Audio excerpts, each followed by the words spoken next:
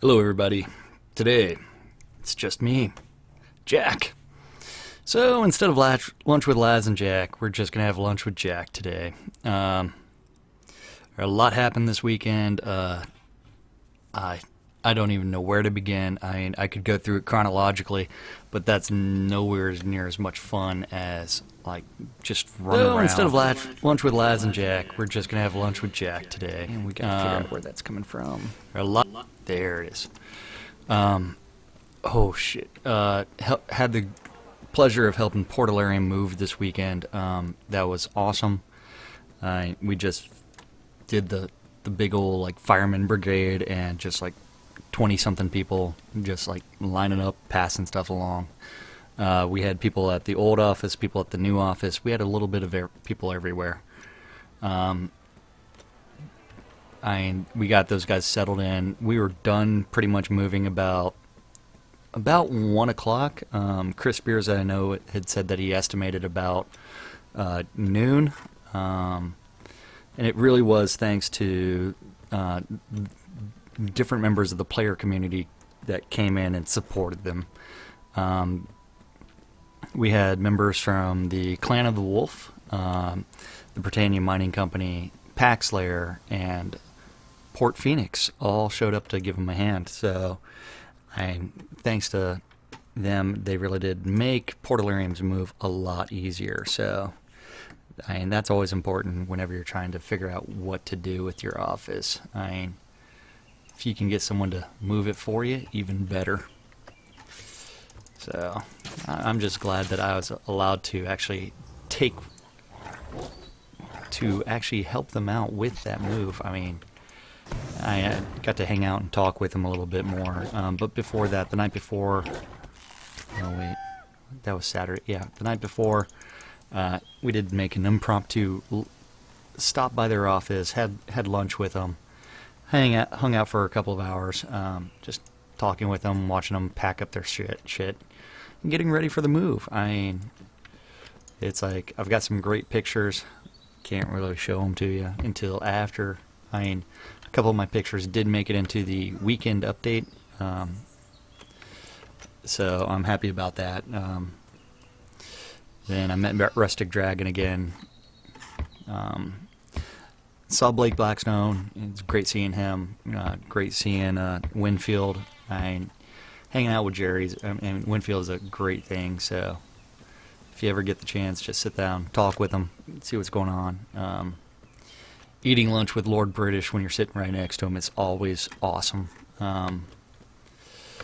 It's like it's friggin' phenomenal. It's like he is just a guy. He is a god as well in the gaming world. But still, he eats, drinks, does other things that we don't need to go into. And for some odd reason, YouTube doesn't like me. Okay, so I did see 2 people receive 1Bs or Order of the New Britannian Empire, as well as a Dark Star medal. Unfortunately, I was not the recipient of any of them. That kind of makes me sad, because I really want one. Of both. I definitely need both. Today, dude, is such an ass. Whoa, where was that coming from?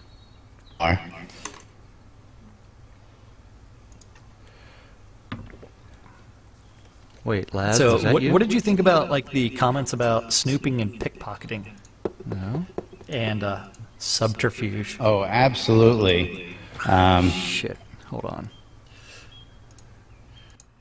Absolutely love.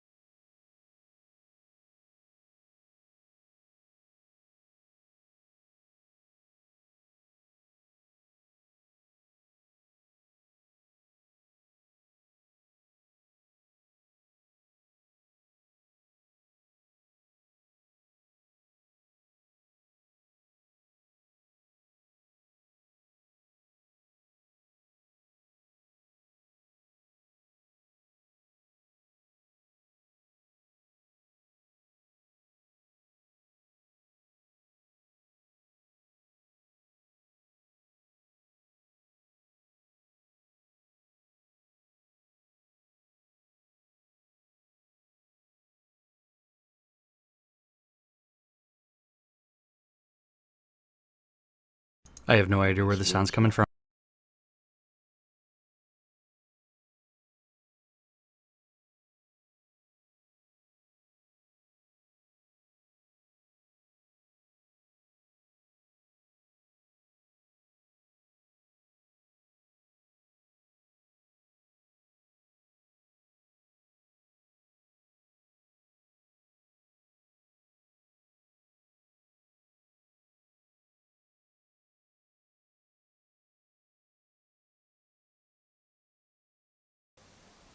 Okay, I found the tab with sound on it. That was not cool. Okay. Thank you for Firefox for not implementing like the speaker icon that is in Mozilla. This that way I can't tell where sound's coming from, especially when you have like 100 tabs open. Yes, thank you for making my life miserable. Yeah, so let's see. Friday. Went to the Portalarium offices, hung out, ate lunch with Chris Beers, Starr. Let's see, who else was there? Jackknife was there. So we did actually put some graffiti around saying that we are all Jack. Then let's see.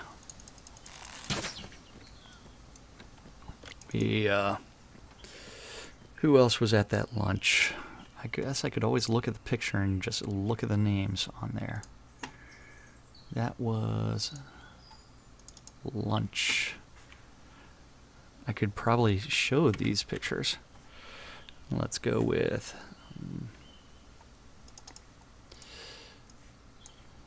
we'll go with a monitor capture. Okay, so we did do some graffiti. So we have right here is Lazarus. Then we have shit. I think this is Xavier, Ian Lockery, Chris Spear, Starr, Jackknife, Winfield, Ashmall. Don't remember who's in the green shirt right there. Lord British. Then I sat right next to him, and then right also off screen was Ezekiel Cooper. Let's look at some more pictures. Oh, that's Joaquin. Sorry. That's Joaquin Del Canto, which is Wizard Smoke, the developer, and then also besides Wizard Smoke is, I believe, was One and Only. So, someone took my picture for me. I don't know why. So, then the guy's packing up the office. You may have seen a couple of these pictures inside the weekend update, but here you do. You get to see Lum in his native environment along with Finn, who was not there. And then from there, you've got the guys working on the back end and crafting systems. This case is completely packed up. Imagine that. And the teletype. Unfortunately, that is not the original teletype that was used to build D&D 1 through 28, but it was a purchase off of eBay. It does not work. This is all of their internal development stuff. Imagine that. This is how much money they spend of our donations, that they so much spend the finest amount of money on the best tables that they can get that will not bow under the load of a few computers. So that was that. I mean, it's like, if you think about what was going on, there was lots. I mean, we were having a blast just going through and eating a little bit of everything, just shooting the shit, asking silly questions. Where everybody's at, what people are doing. It was really informative. And it's like community came together, did stuff. Let's see, what other kind of pictures can I show? Maybe I should show the best picture ever, which is grossly inappropriate.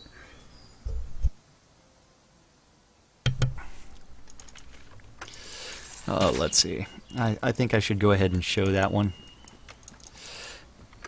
Maybe, just maybe, someone will actually pay attention to it and repost it and tweet it out for Starr.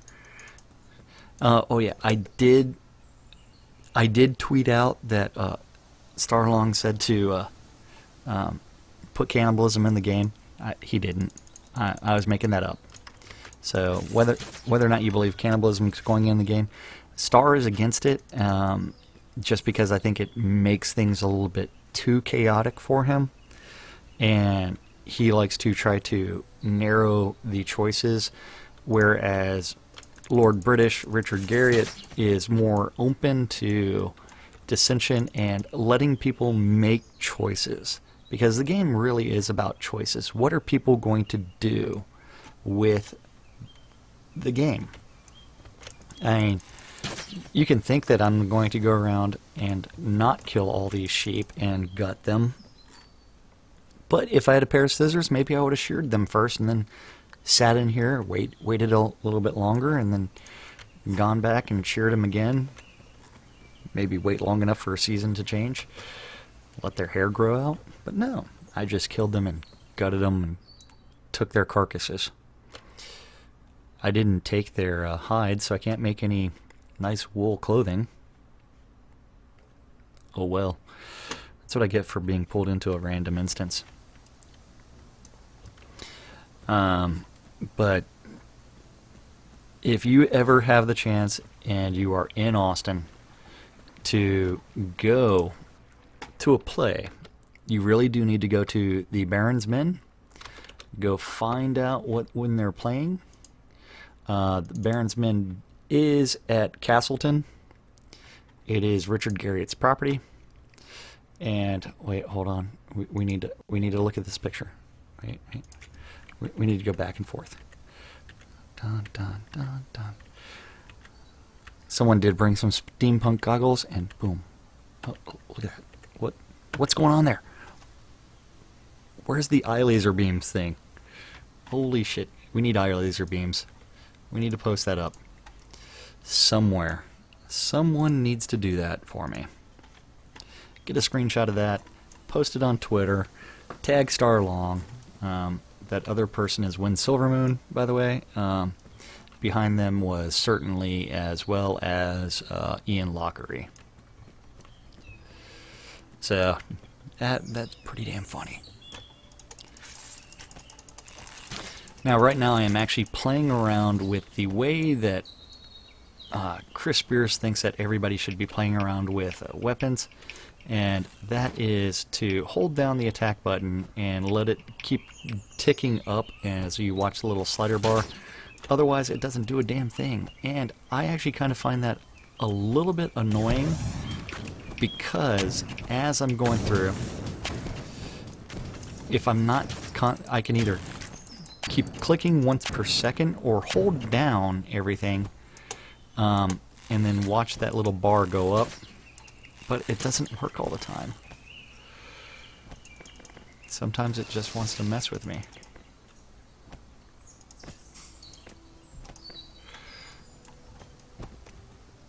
So you can even hear the clicks if you're paying really close attention. And it does do a lot more damage than the standard hit.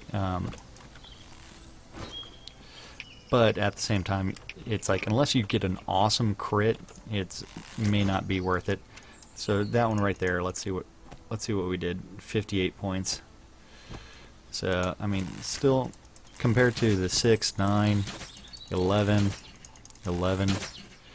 I mean, it does do a lot more damage, so it is worth it in some instances. But unless you can either stand toe-to-toe with an enemy and take the brunt of their attacks, it may not be worth it. I do tend to prefer the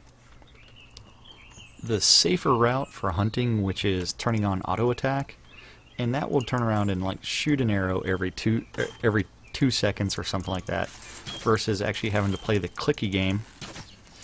And because, you know what, I don't click once a second, I click maybe 5, 6, 7, 8, 150 times a second, trying to think that maybe it might just make things go a little bit faster. So if you could like click, click, click, yeah, I'm gonna end up killing a mouse due to this stuff.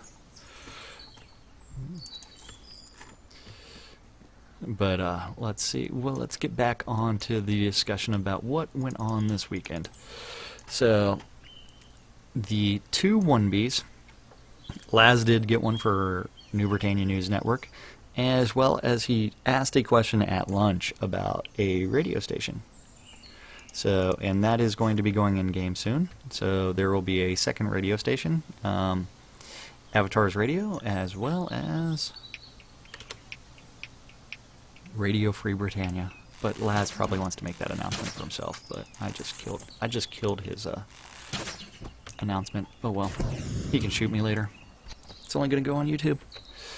I don't know what you're talking about. Never heard it. Never heard it. I never said anything. Screenshotter didn't happen.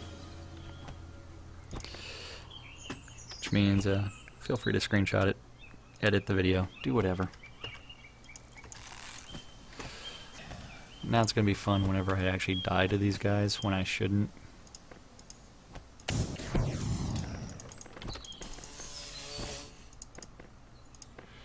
I guess I should start healing at some point in time.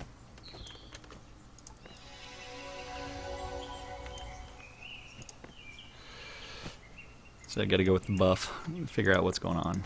Oh damn, that was nice. Let's line these guys up. Ah damn, only 9 points. Get a little extra armor.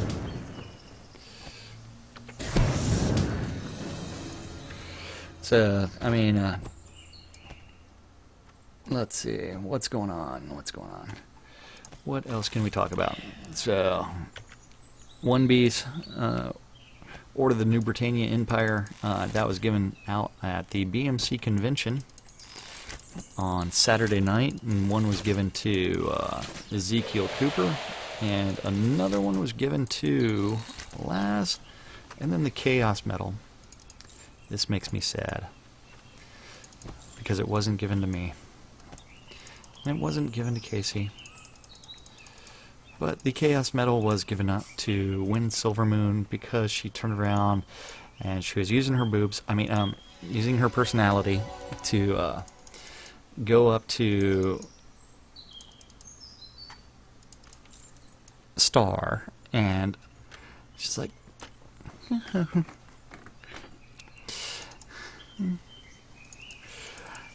so Starr,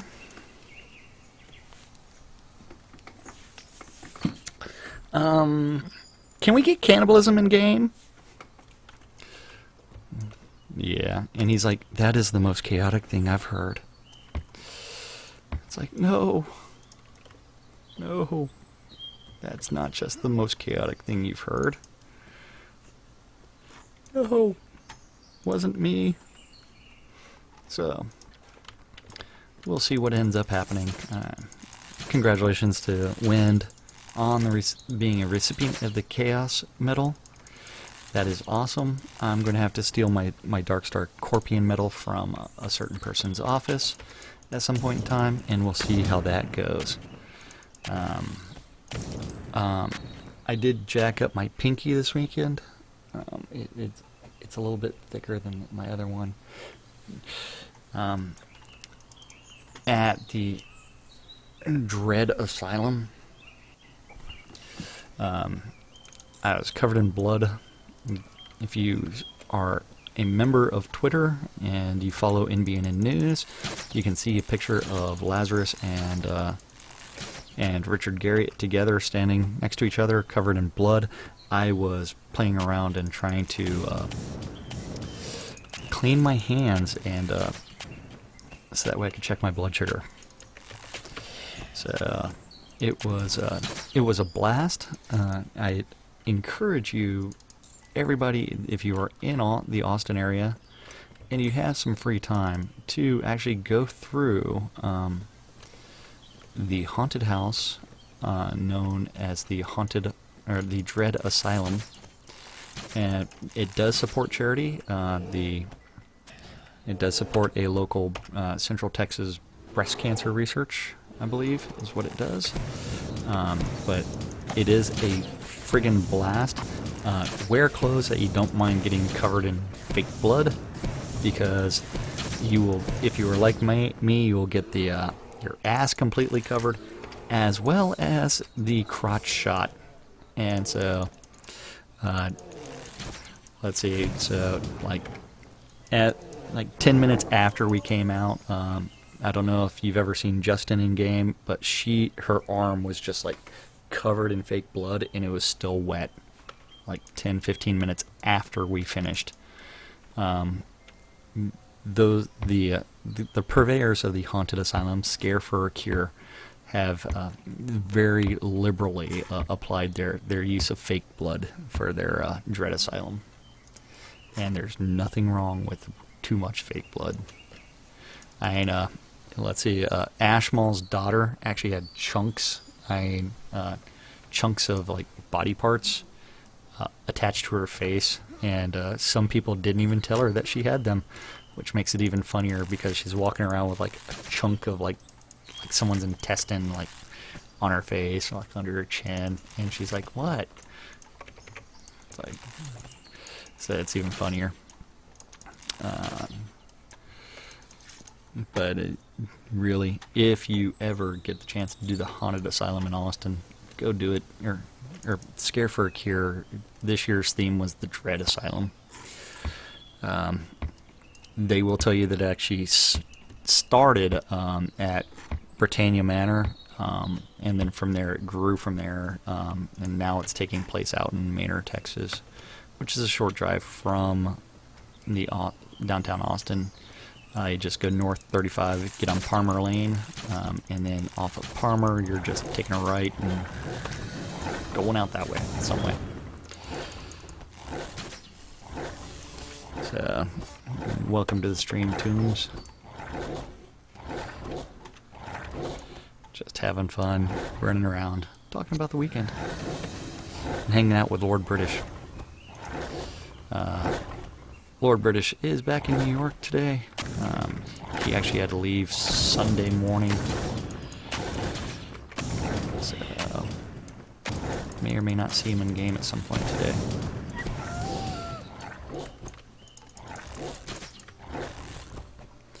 So Tombs, the best picture ever. If you ever want to see why someone probably got a Chaos Medal, let me bring the picture up again. Hold on. This may or may not be funny. Let's see. Oh. This is Starr, the executive producer of Shroud of the Avatar. I don't know what he's looking at, but maybe you can tell me. I have no clue what he might be glancing at. But the previous picture, he is facing forward. What is he doing there? And look at that smirk on his face. It's like not that big of a smirk. She's almost looking forward, but then she's looking to the side.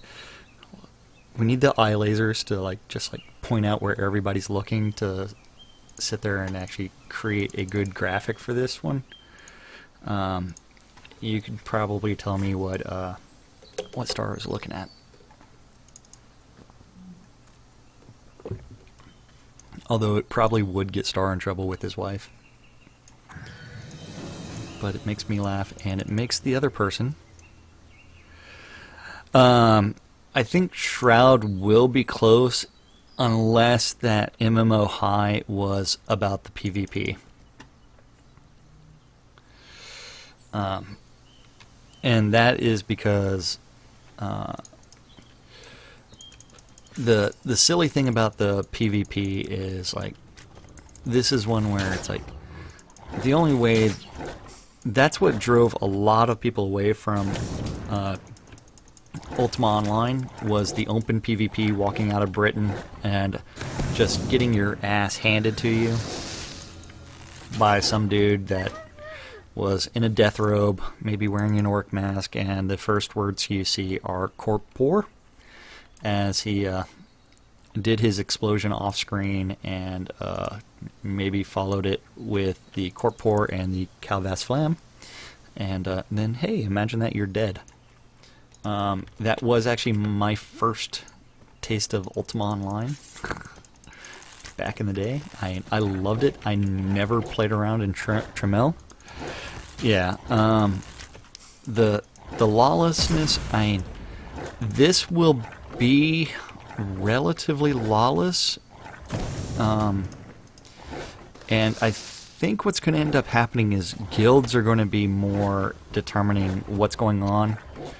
They're going to try to find ways to actually make it so that people want to go into PvP zones, better resources, necessary stuff for PvP gear. They just haven't. I mean, it's still. Well, I hate to say it's still early in the development process because they probably have about 6 months left of development. And holy shit, my phone is blowing up right now. What the hell's going on? Or is it just people retweeting my... yeah, just people retweeting my stuff. Wait, Richard Garriott's retweeting things right now. Yeah, I mean, the next release, so in 2 weeks, we are going to have some chaos magic coming into the game, and they may or may not allow you to polymorph into something else. I wish they would bring that into the game, as well as like disguises. They are currently working on a. It won't be like Ultima Online where it was like full loot. If anything, in PvP, you're going to lose like 2 items and a body part. And so it becomes known as the price of the Oracle, and so it would just be like the items that you lost, who killed you, how much it costs to get back, and how long you have in order to get it back. And so you'd be able to ransom your gear back. They're trying to find a way to balance the frustration level of new players into the game versus older veterans that are trying to completely exploit everything else. Hey, Richard favorited my tweet about the stuff. Oh yeah, and this weekend, Lord British not on my arm. That's how much of a fan of cannibalism he is. I wish he left bite marks, that way I could like go like tattoo it or picture it, but then he'd probably give me like rabies or something like that, and I don't need rabies. But that lawlessness, that it drove too many people away from the game, and that's why they ended up trying to balance it out with Tremel, which was Care Bear Land. And after Tremel came out, it's like Felucca was essentially a barren wasteland, and that really killed the game for me. And so after that, I shortly after Tremel came out, I quit playing. So okay, so those guys are on patrol. I'll go ahead and harvest this plant behind them. They are working on a lot of it. They're going through retouching a little bit of everything right now. But these guys are awesome. I love them all. I know most of them on a first-name basis. They know me as the guy that brings beer into their office. It's a great way to say hi to everybody. Yeah, I don't know why I never played on Siege Perilous. I think I created a character there, and then I promptly died. And I was too frustrated because all of my good guys were on Pacific. So that's one of the things you'll notice is there is no somatic components right now to spells. You're supposed to have like reagents that I don't walk around with, and so what they did instead was they decided, you know what, if you're not going to walk around with reagents, you're just going to increase your fizzle rate. Even though, like, Richard's a huge fan of, hey, you don't have the reagents, it's like you fail automatically. In-game, they don't really have enough gold to actually make it worth your while to actually run around with reagents. And so it's like, this became like kind of a hedge. So it increases your chance to fail a spell by not having the requisite reagents. But I kind of like that. And also, if you fizzle, you will end up hurting yourself because it saps your focus. Most games, focus as mana. I make the mistake frequently. And if you notice what I'm doing right now, where it's got the attack that's stacking up until I release something, this is the normal attack mode that they want. You would actually have to hold your mouse button down, and you can either click the button and let that go up, and still going. What's the? Okay. Jeez. Yeah. So this is way. Just today, like 50 friggin' retweets. But I forgot where I was at. But I mean, these guys, they're doing a great job. I mean, there's a lot to criticize. But at the same time, if you realize that they really only have, now they have 1.5 animators. Before they had half an animator, in the sense that the animator was working half time on one thing, another half on animations.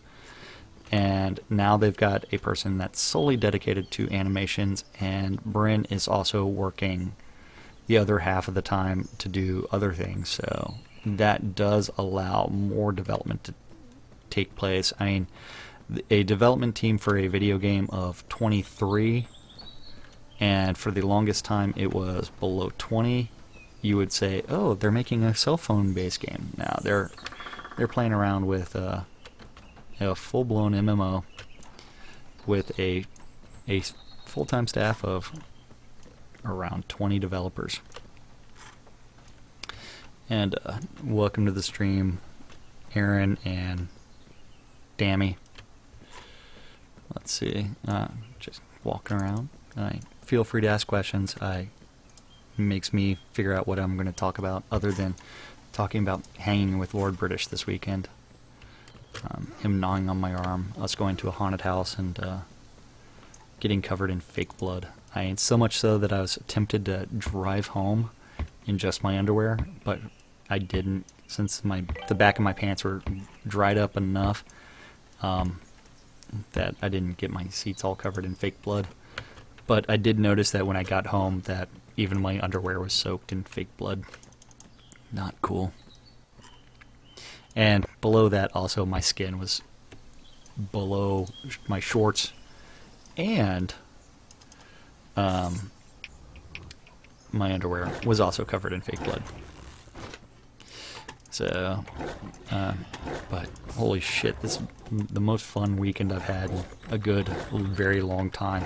And not much alcohol was consumed by me, at least. Other people consumed a lot. I think I drank all of 3 beers the entire weekend. So, not a huge drinker. A little bit too old for that. Nah, not really. Not too old for that. Just, not able to drink that much. So, and one of the things that, like, I actually talked with the developers right now is what you kind of saw in that last combat, where while we were fighting, we were kind of inside of each other, and we were talking about that, and that's kind of because it's a temporary measure. It's not meant to be that way when the game goes live. So if you notice right here, you do have the bear and the thug going at it, which is actually kind of cool that monsters will attack each other. Although you do have the deer in the background that's just completely screwed up, no idea what it's doing. It's running away from everything and hooked on something. Monster AI is being worked on. They're working on animations. They're working on a little bit of everything, and hopefully they'll have everything fixed very soon. The next release, we actually have a full wipe going on, although your social circle as well as your guild affiliations will still remain in game. But it's like this game is just too much fun right now. I don't know if it'll ever give you that fear that you had in Ultima Online when you just walk out of Britain in Felucca. Okay, so they are not doing a subscription-based model, and so what they're planning on doing is, so the first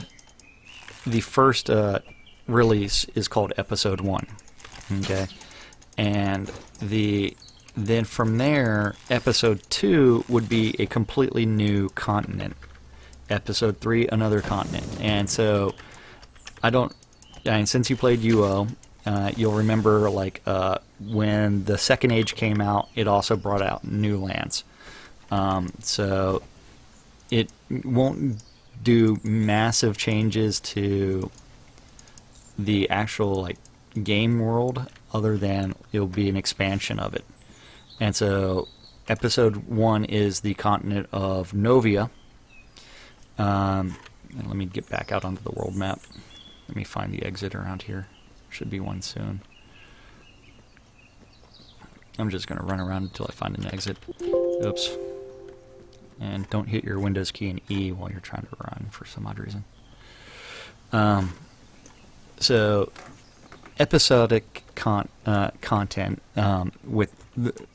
they're planning on doing yearly releases of the major content, but they still plan on doing the monthly patch cycle that they've been doing for all of the alpha, and allowing people to actually, like, if you're a Dev Plus member, you would actually be able to get early access to that stuff. So you end up with a little different shift in the way that most other things. If you played the old Ultima games, you had the overworld map, and what they're going to do is turn every single, like, square inch of the overworld map into different scenes, so that way you can go into different places and do different hunting things. And it'll probably take me a good 20-30 minutes to actually run around. But you do have towns, like this right here. Cam is a player-owned town. So when you played Ultima, you were able to, hey, I found a little square that doesn't have a tree stump on it, and I can place a tree, even though early on in the game you could place it on top of that tree stump. This one, you would actually be able to purchase a town. And so, depending on how much money you have, depends on how much the town size will be. Right now there's only a few templates for the player-owned towns, so most of them look the same. And that's because it's mostly built off the Pax Layer template, and they're reskinning it to change the biome. They are going to release a couple other templates, as well as biomes, so that way there is a variety. And occasionally you do get pulled into a random scene, so I just need to run through this.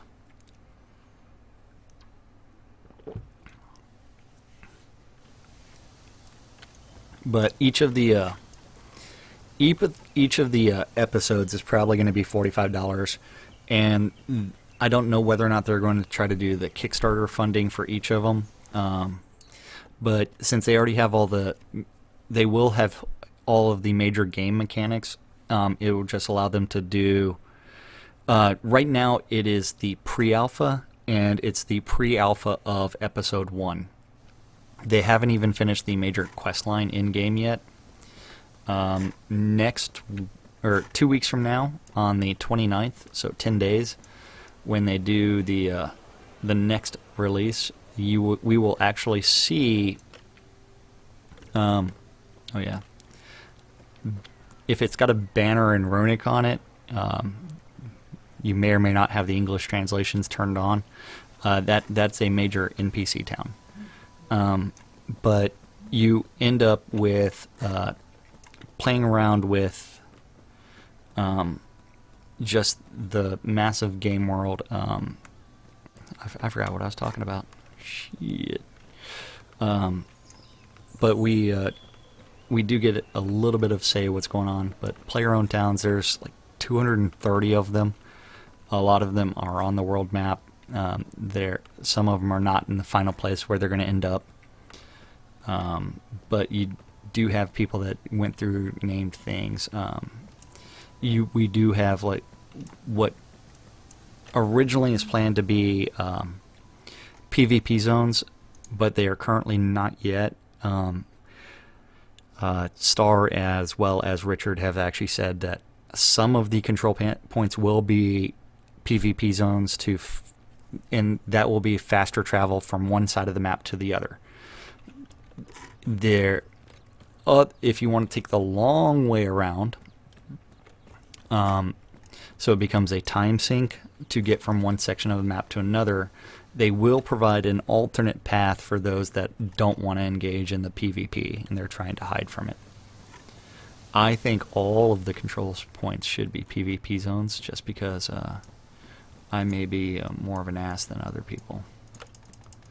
It's like this guy's afraid to break this for some odd reason. Now I gotta go find the exit. So like the control points, the way they actually work is that as you sit on this flag and take this zone, it will actually spawn more and more difficult monsters.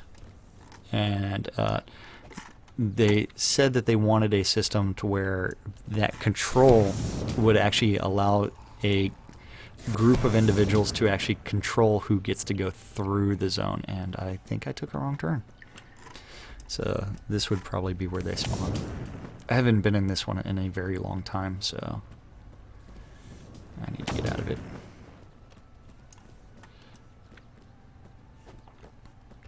Oh, the wooden fence should have been a clue.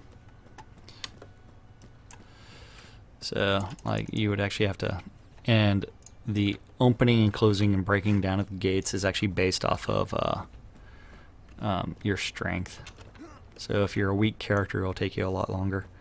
So the original plan is for the episodes, like episode 1, once it goes live, episode 2 would be a year later, episode 3 a year after that.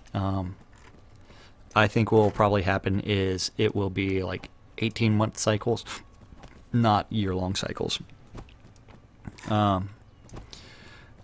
Maybe they'll be able to actually, since they'll have everything built, maybe a year cycle. Yeah, so yeah, episodes are like an expansion pack.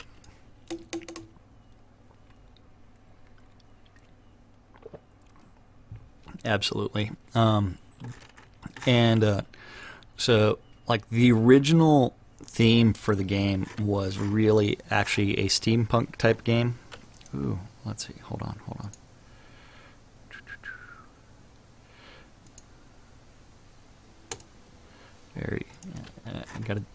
My MooBot didn't do its job.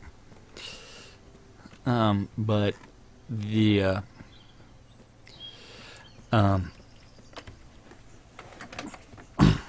let's see, what was I going to say? I don't even know. But like this section of the map right now is not fully developed, and so that's what they're working on building right now. If you played any of the original Ultima series, especially Ultima 4 where you had the gypsy cart, they are going to do an homage to that next release, and they're going to have 3 different starting zones. This game, instead of the 8 virtues, Richard Garriott simplified it to 3 virtues. That's truth, justice, and compassion, or something like that. Something like that, I don't know. Yeah, so much for me knowing what's going on in the game. And so those 3 virtues, you will end up with, like, if you're a warrior, you're going to be going down this one path, and so it's going to start you off on how your build's going to start out. This game, if you noticed earlier, you ended up with I can't do it on the overland map, but you do end up with a deck-based system. My deck is not designed to do anything other than level up my skills, and so I just do that by putting different types in the same slot. So I could actually sit there, and if I wanted Mind Wipe to always be here, and so whenever I'm in combat, this skill will always be on button number 10. That would be possible. And so you end up with a system to where the number of cards in your deck is actually based off the amount of skill inside of that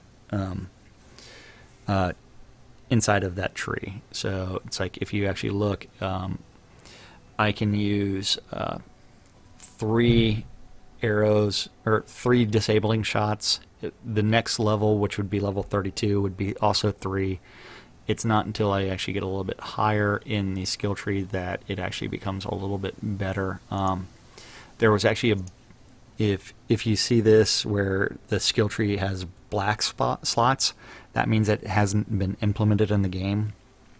And there was a huge bug with archery early on to where it didn't actually do the skill gain that it was supposed to. And so it's not as well developed as some of the other skills. And since they changed it to a use-based system, you actually have to sit there and use it.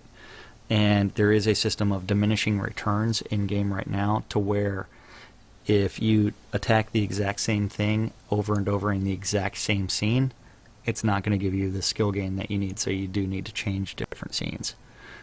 Right now, the most powerful spell is actually Searing Ray, which does the most direct damage. The best damage over time is the Fire Tree, because it does damage over time. So, but if you notice that this one for Fire Arrow, I have it where it has the time 4. That means I have 4 possible cards that I can add in my deck, and it's at level 40. You can go all the way up over to, I think max. The hard max I think is 150, but going from 90 to 100 is the same as going 1 to 90, and if you do 100 to 105, it's the same as going to 1 to 100. So if anybody ever gets over 110 in a skill, they've spent way too much time trying to focus on that one skill. And so as you develop your trees, you get to play around with different cards. In order to unlock the level below it, you have to have at least 10 in that skill. So it's trying to prevent some macroing, trying to prevent exploits. So the old school 8x8 method won't work here. You do have a relatively large continent. Right now they do have like fast run enabled, because people were complaining that parts of the road would actually slow them down to where it's like trudging through molasses. And so as a temporary measure until they can fix the pathways for the roads and where you can run fast versus where you run slow, they just allowed everybody to run fast on the overland map. Something we have not yet seen in game yet is the alignments of the stars. So we do have the Milky Way galaxy overhead, along with some new stars that have been added into the game, as well as there are 9 planets that also revolve around New Britannia, for lack of a better term, since even Richard Garriott doesn't even know the name of this continent. And so you can just run around, explore. This side of the map that I'm on right now, I won't get pulled into many random encounters because they haven't really been put into the game yet. And so this is part of the pre-alpha status. Like if you like, oh man, those rocks look like shit. It's like those rocks are essentially placeholders. It's okay. This is what the major part of the world is going to look like, and we're going to go through and we're going to retouch things and make them look better. It's like, okay, this is just how we kind of want things done. and which really is the best way to think of this entire map, is like essentially a placeholder because they have changed it substantially. The Overland map in one of the releases was actually a very cartoonish just drawing that was just horrific. Yeah, I mean, it was. I actually kind of liked it, so I shouldn't call it horrific. But a lot of the community absolutely hated it, and when they did that, we ended up with way too much like complaints, and so they went more of the older, like almost Ultima-esque overworld map that you can run around on and just explore. And I think it's kind of cool. I would like to see them change the color of the water in different areas. So some water be greenish, some bluish, some other colors, some brownish, depending on what's going on. So like the closer to the mountains, you get like crystal clear water. As it's near a delta, it should turn into a mud of some sort. And so if you think about like all of this is going to be like different scenes that you can enter and things that actually happen in different areas, we end up with lots and lots of fun. And you can actually see all the way to, if you get different places, you can see across the map, and it's like over there is Port Phoenix and things like that. But actually we should go play around over by the dragon scene, see if we get the random encounter with a dragon, so that way I can get killed over and over and over again by a dragon that has a aggro range of the entire fucking map. Actually, I like that. The dragon should have an aggro range of the entire map. So like not all of these control points are actually in-game right now, and so some of them you can just run around, which makes it a little bit easier for navigation. So, but you still do need to know where, get back here, where roads are and where roads are not.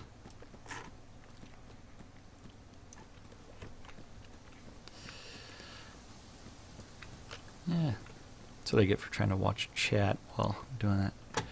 But Tombs, thank you for the questions. I enjoy them. And if anybody else has questions, I can answer them as well. I try to. And I actually did find out that Richard Garriott does occasionally watch these streams over and over again. And that kind of scares me. I don't know why it should scare me, but it does. So like these player-owned towns right now, I'm hoping are moved from this section, but the capital, which is going to go into the game very late, is Brittany, and that's right here. On the other side, couldn't get to it. So,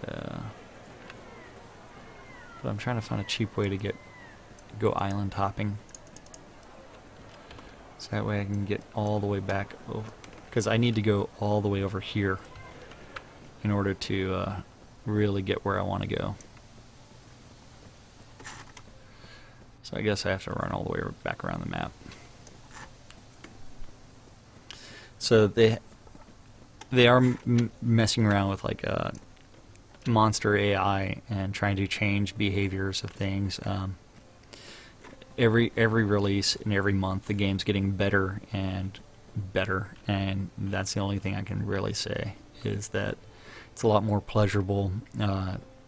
Chris Spears, one of the developers, is like, okay, we're almost to the point where this is a game already, even though I've probably logged thousands of hours running around doing things, filling out bug reports. Yes, there is plans for ships and action on the seas, but that is plans for a future release. It's not going to go into this one, just because if this is where we go back to the size of the dev team if they even had 5 to 10 more employees, they might be able to add that additional tech and have people working on ship combat, everything else. So now if you see ships in games, they're essentially homes. There will also eventually be airships in game as well. And that's part of the throwback to the original plan for the game. So eventually we'll end up with a very high-tech continent, because the way that the mythology for this game works is that you have the Obsidian Order, who experiment on all kinds of life forms, and they make things do their bidding. So one of those life forms that created were the kobolds, and the kobolds were responsible for a bunch of high-tech products. So there is electricity in this game, and some towns actually have electric fences around them, and that electric fence would keep out monsters. Then from there, so you'll see like windmills and on people's property and other weird things, and you're like, that doesn't fit in sci-fi, but it does fit within the mythology of the game. But about 200 years ago, you ended up with this is one of the possible scenes where I might see the dragon. Like 200 years ago, or actually no, 400 years ago, the two moons crashed. And when that happened, this is the undead scene. So if you saw them all fall down, so this one ends up with a bunch of undead. So we can come over here and we can play around with this sacrificial altar.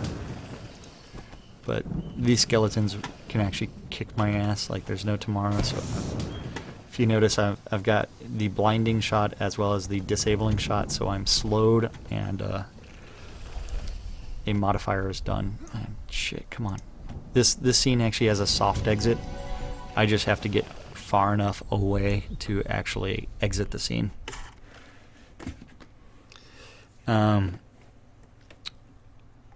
So with all that technology, that makes it easy for them to say this continent way over here actually has much more advanced technology, and so they actually have airships and they have a little bit of everything else in order to incorporate the steampunk elements, even though Richard Garriott refers to it as clockpunk. So that further subgenre of steampunk to clockpunk.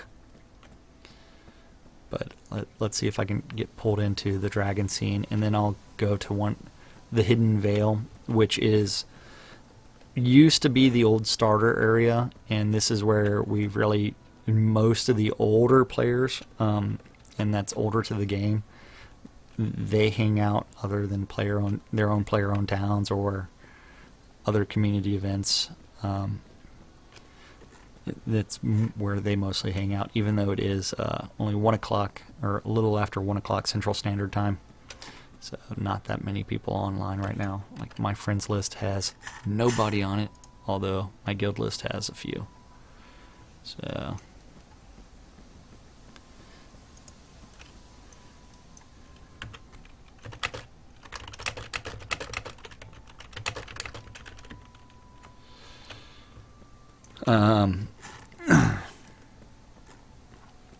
but so far, like, there's only been a few members of the community that have been toxic. Most everybody in the community and playing the game, because they're all backers of the game, are very helpful and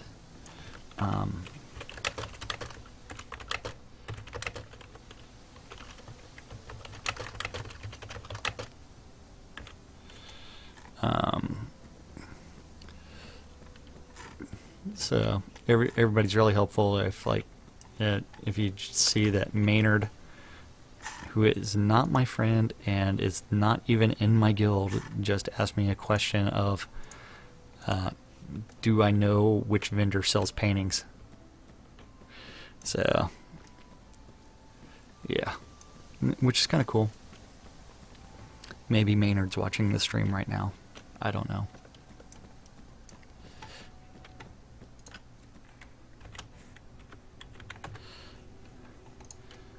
But I mean, these guys really do like have a lot of fun. I mean, I've got most of the developers actually on my friends list, so whenever I see them in game, although they generally play about an hour a day. So it's normally in the morning. But Richard Garriott does play all the time, especially at weird hours. Yesterday he did go home to New York City, so he may or may not be playing as the guys in Austin work on finishing up their move. Oh yeah, I forgot to tell you this. Some player-owned towns are actually flagged PvP. So, like, Vengeance is a PvP town. It's owned by Violation.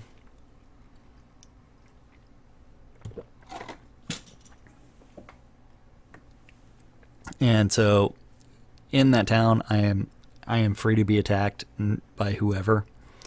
Not only that, there is a leaderboard, but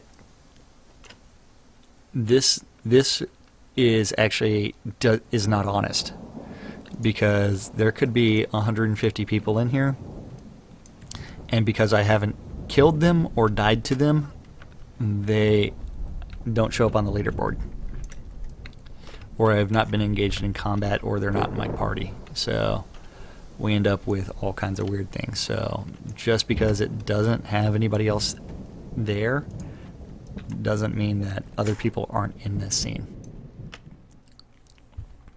So that leaderboard is a little bit misleading. But I actually need to go back out and go to the other side. So, I mean, I've essentially run a big circle, although I didn't cover one of the sections, or actually I didn't cover at least half of the map, to closer to where I started out. I do have to go through this control point to get to the other side of the map, though.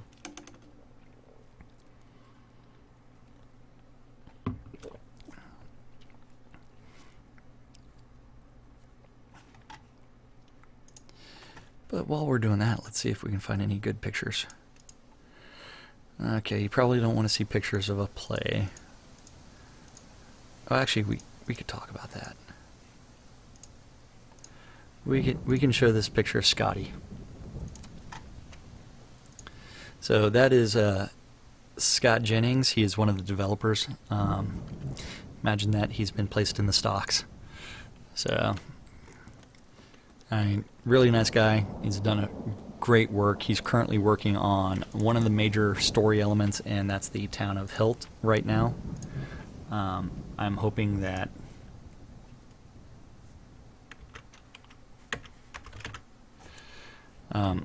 I actually just used the NPC to teleport me to the other side. This way I do not have to run through the fences. It does cost 1,500 gold, and that's more than the money that I have spent so far. There is a dedicated person working on crafting right now, and when I get to Owl's Head, there'll be something that you can actually laugh at. So the first business inside of Ultima Online really was a brothel that was run, I forget exactly where it was run at, but there was a brothel and people were just role-playing the sexting and everything else. And that was actually the first industry within Ultima Online. And then after that, all the crafting stuff. but there is a crafting system. Right now, you will also be able to do some farming, and so you have your gathering, refining, and production. So 3 different ways of doing the crafting. So agriculture, so if you wanted to just sit there and farm, that's actually going to be based off of the weather. Right now, although I don't know why it's not raining right now. It should still, if you saw it raining in some of the scenes, that was the first iteration of the weather system. And so eventually that will be a lot more developed. But so gathering, you end up with field dressing, so skinning animals. Fishing, you can actually just fish, and which was just implemented in this release. Foraging, you can go out and you can pick up your black pearl, your let's see what else is foraged, garlic, and a few other things. Forestry, you can go chop down some trees. Although unlike Ultima Online, where you could cut down every single tree, unless the node was expired or already used up, this one is a lot more selective. So it's only trees with red. And then if you notice the trees, it really is about like depth within a tree and how you can actually get things.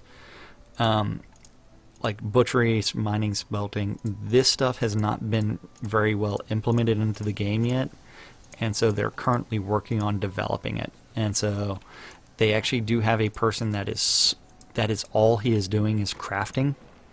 And so they're talking the other day about having something absurd like 288,000 cooking recipes.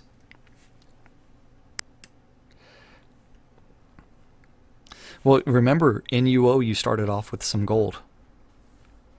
So where are you going to spend that gold? So you can really have the first industry as whoring someone out.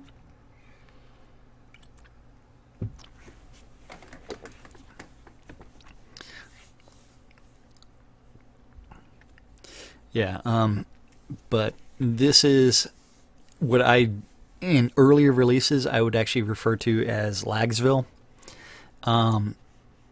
Ardoris is the largest town currently. It is got a ton of row houses. It takes a while to load, but they've actually see, it's still Monday in game, and so it's raining right now. Okay.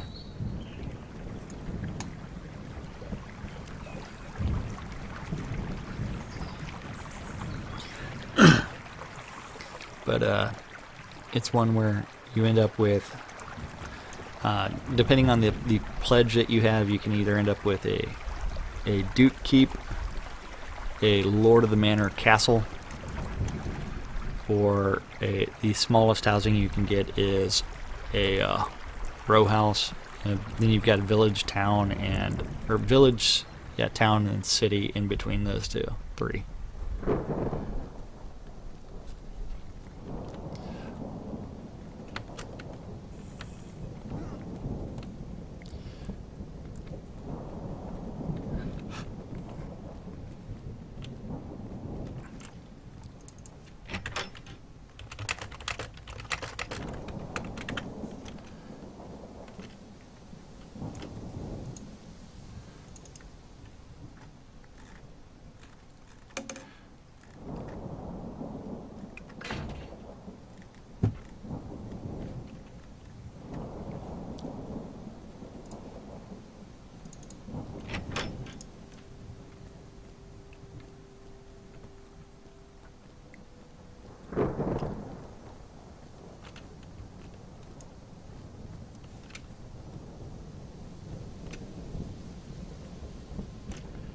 Yeah, so it is pre-alpha. It's not feature complete. They're still working on tons and tons of things. I need to get out of here, actually. I just cheated. I used /duck to get back to the overland map.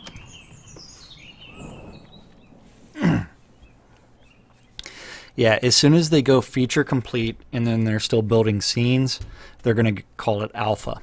And so then from there, they're anticipating a very short beta. The beta may only be 2 weeks long, and maybe 3 weeks, and then they're going live. So I took the boat on the outside of the map to go to the Hidden Vale, which is where it used to be the original starting zone area. And so this is where a bunch of the older players actually hang out. So if you notice, it's actually raining still because it's still Monday in game. I just missed the lightning as I panned around. And so you can actually get a sense of this is a player-owned town. This is a player-run town, and that is an NPC town. So right now, the current thinking at the Portalarium offices is probably going to go live around March. So alpha will be end of the year. And then from there, a couple of months into that short beta. So March, April should be live. So if you look at this one on the overland map, you can see this little Tesla tower, although it's called a moon tower in game.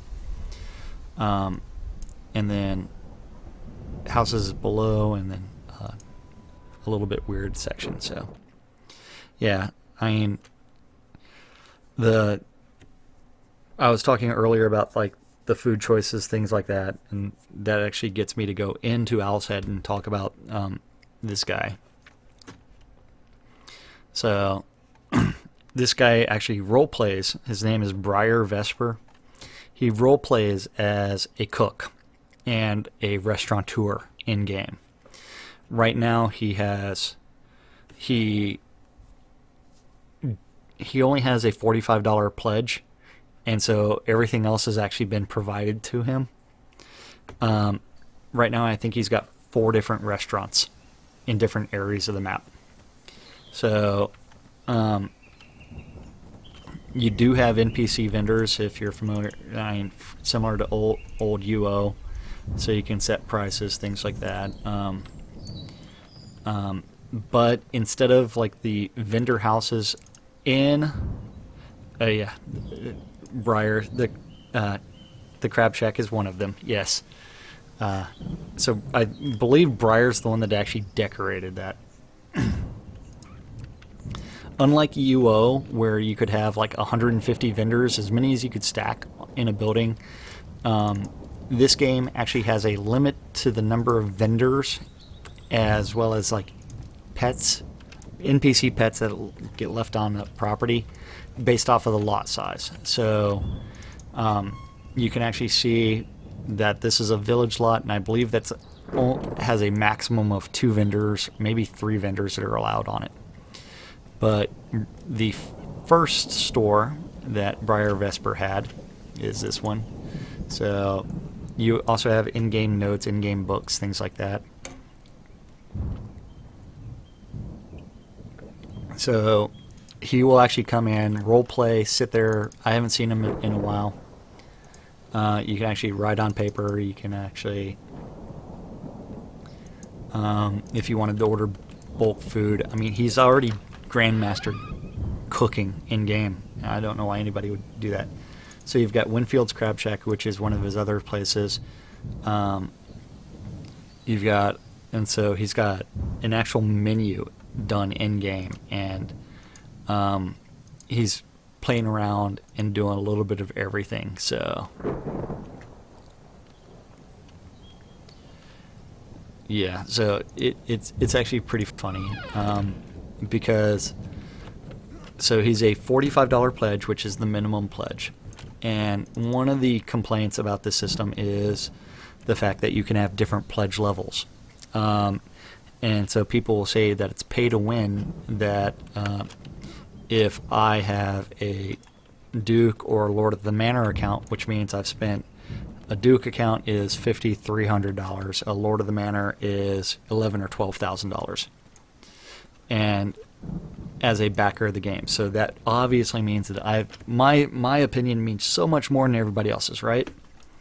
So this is where the story of Briar Vesper comes in and is actually very relevant. So Briar had a dream before one of the early releases. He actually had he borrowed enough money to buy a village lot, and then from there he started Briar's Vespers Cafe out in one of the towns behind Owl's Head. It was a run to it. And so he started playing around and started going off. Then a wipe happened, and he got secured that lot. And that lot was given to him, so it wasn't actually owned by him originally. But what ended up happening is, so Lord British pops in because Lazarus has the interview with Lazarus has an interview with Lord British, and they do it at Briar's Cafe. Lord British doesn't know who Briar Vesper is. He just comes in and starts talking to him, and then it becomes a question of, hey, this is a problem that I'm having in game. And so Lazarus asks the question about locking down items. And shortly after that, you end up with, if you're a house owner, the ability to lock in items is thrown into the game. The implementation still needs lots of work, but it's a user interface issue that is going to be worked on. Then, after that, Lord British kept on zoning into Briar Vesper and hanging out and role-playing in his cafe. And Briar Vesper, as the proprietor of Briar Vesper's Cafe, kept on asking Lord British for his 75 gold for the mug of ale, and kept on doing it. And other people would finally start handing Briar Vesper the money for the gold and say, okay, your mug, you're off, your bill was covered by so-and-so. and I think it's because Lord British doesn't expect to actually be buying meals. But it's just phenomenal that can actually happen. So this is the two lots where generally lunch with Laz and Jack occurs, but Laz is still driving from Austin back to Florida. So whereas I live in Austin, I don't have to go anywhere. But this all started as a joke because it used to be that a guy by the name of, I think it was Bucks, he owned this lot right here, which actually extends all the way over here. It's currently owned by Spec, but in one of the early releases, it was owned by, I believe it was Bucks. It was an empty lot except for a chair and an ether amplifier, so a radio. And so Laz just started sitting in it, and everybody started thinking that it was just Laz's spot.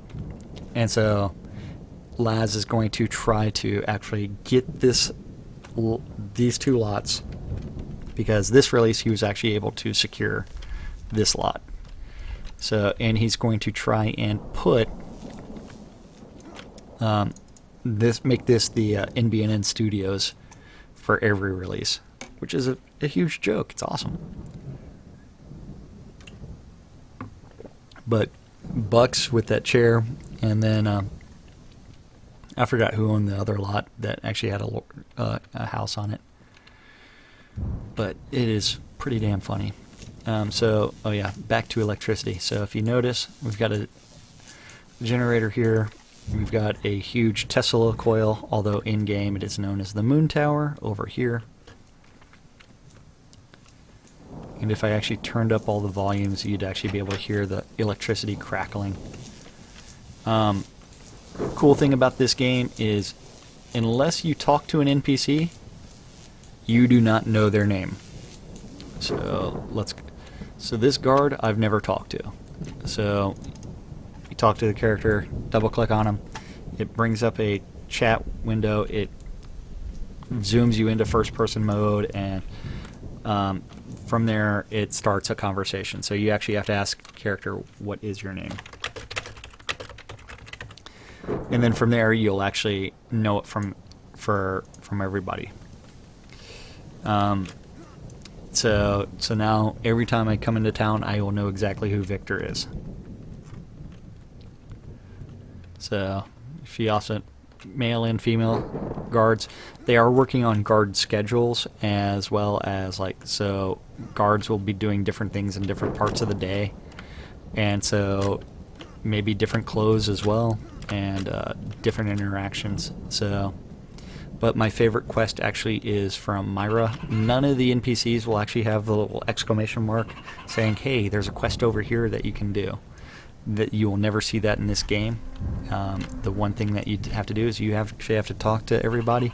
Myra is my favorite quest giver, but unfortunately I completed another quest and Myra hates me, so I can't do that until we get wiped. And then I can mess with Myra some more, because I love messing with Myra. I love telling her exactly how I killed her brother. I have filled him with arrows, I have stabbed him, I have done all kinds of different things to him. Some of the NPCs do, not all the NPCs have schedules. And so in-game, you end up... that is one of the things that they plan on implementing is the NPC schedules. And changing their dialogues and things like that, based off the scheduled time. So some of the zones actually do have a little bit of that implemented. It's not implemented fully, and so we will see what ends up happening with that. I'm hoping that all of it gets implemented sooner rather than later, just because that gives us time to actually go through and check their dialogue and make sure everything actually works. I don't know what this sign says. Oh yeah, if you remember Ultima Online with the moon gates, now it points to the moon, but imagine that there's no moon there, and so if you notice, this one will take me somewhere. So there's on October 29th there will be a wipe, then in about 3 months there will be another wipe, and that's supposed to be the last wipe before the final wipe. And the final wipe is live. That's the way it's supposed to work according to earlier information, but since they are yet to be feature complete, they may have to change it to more.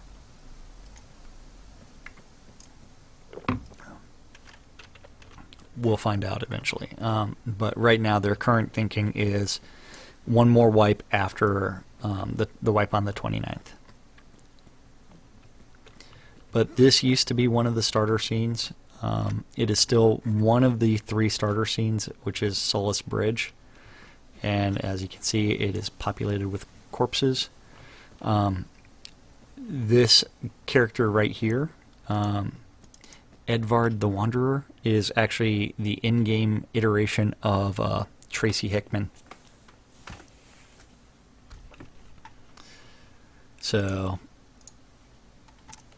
and I think Tracy Hickman actually wrote the dialogue for that guy.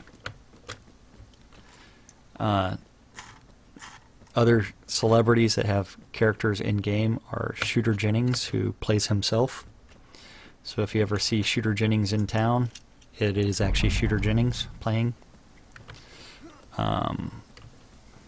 So, unfortunately, these training dummies are not like the UO ones where you can just bash on them and get 30 of each skill.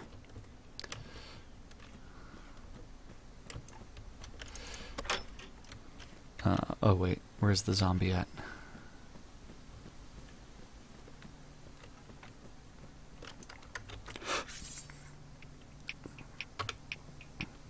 So I gotta kill the zombie before he gets close to me and gives me the plague. Taming is in the game. but it is a royal pain in the ass.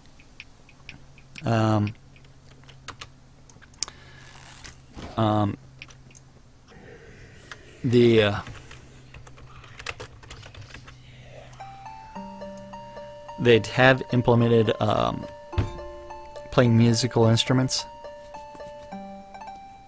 So that can be done via ABC or MML files. The most of the code for it was actually provided by a community member, and that was Iniko.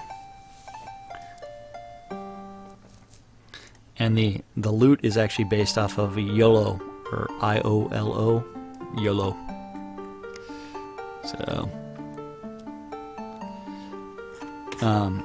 but currently, if I wanted to, let's see, I need to.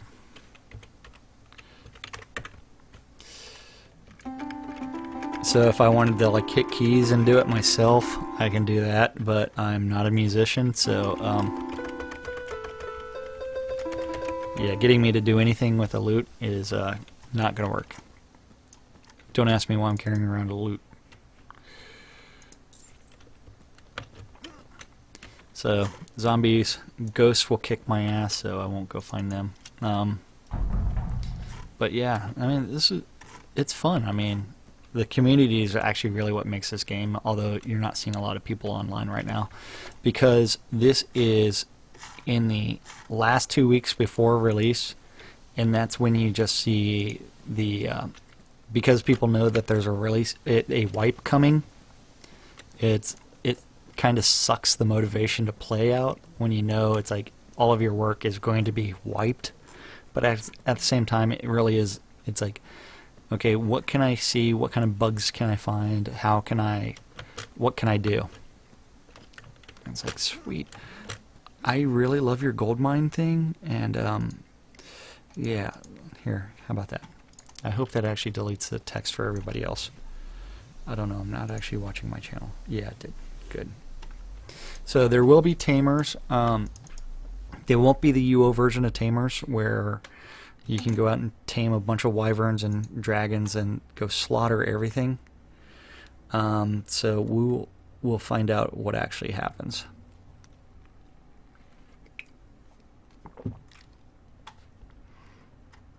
And yeah, I mean,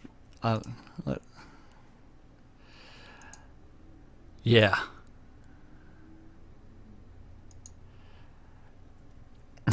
That's awesome. And my phone is blowing up again. What is this? Is this more spam email or what? Okay, so five alerts there, 2 new emails.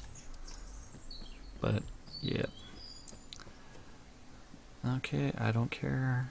And I don't have an iTunes account because I hate almost everything Apple.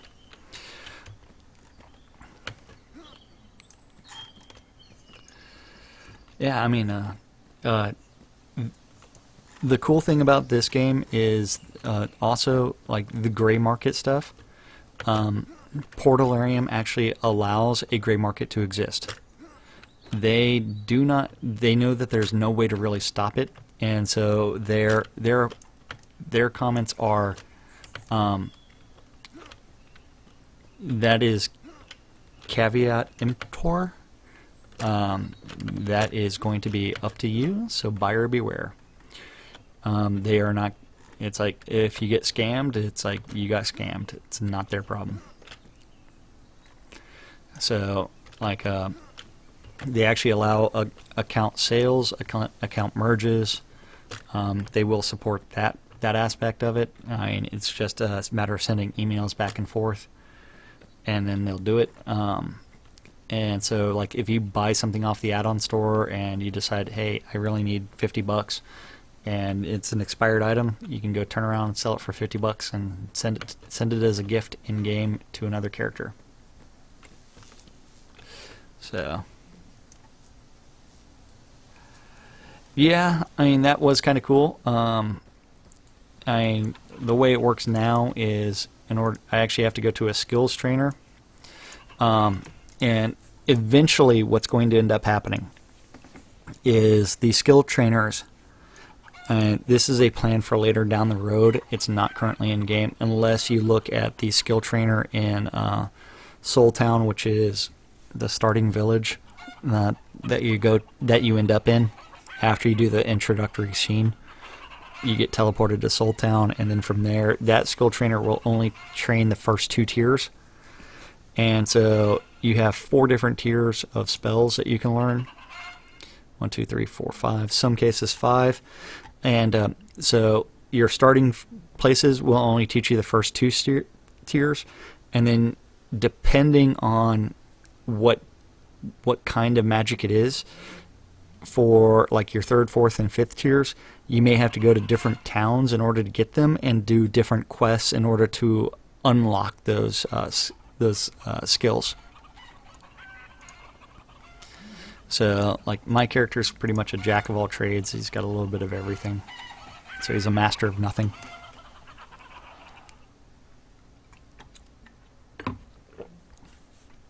But like, if you go with your idea of like doing that, then I would still be the guy that starts off melee and then has another character that ends up being what? Oh,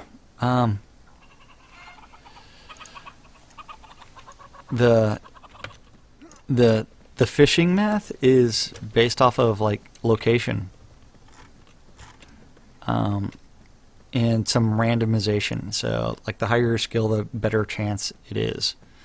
But like the guys that sat there and sold full spell books, they always made more money. But for fishing, I need to find my fishing pole.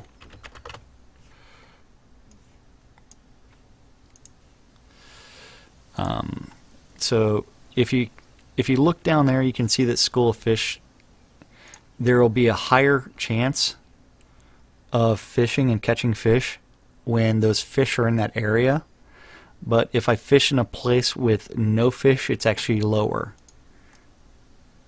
So I don't know if you can actually see that on stream, whether or not you can see those fish down there.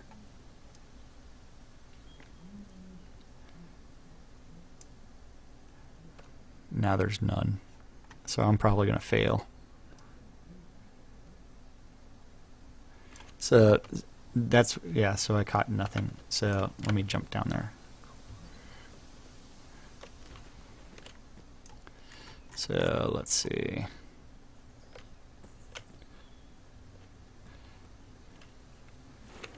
So I can't really see through the water from down here, so I have to actually get some elevation. But yeah, so if there's like a school of fish in the vicinity, it's a higher chance. If there's no fish in that vicinity, it's a smaller chance. And you can potentially overfish an area. And if you do that, it keeps on dropping as it gets all the way down to 0 or less than 1%.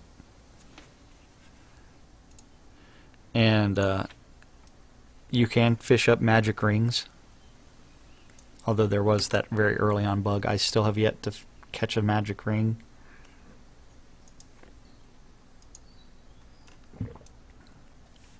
And remember that it's also based off your skill. So if I go find my fishing, you can see that I've got level 20. Right now, it's like I actually have a ton of producer XP pooled.